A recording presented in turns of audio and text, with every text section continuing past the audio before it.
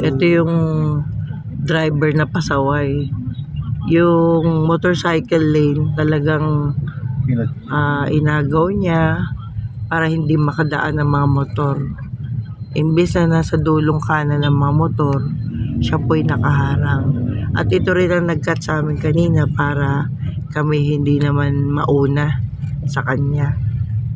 Wagas tong driver na to. Wagas ang kanyang pangarap sa buhay na mauna.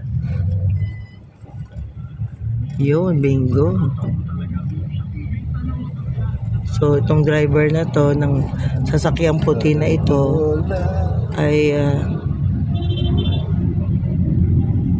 tila walang aral. Tingnan niyo yung pwesto niya kung nasaan siya. Nasa pwesto siya ng mga motorcycle lane. Ito po ang Lunes na 24 ng Pebrero 2025. At narito na tayo sa parte ng Ortigas kung saan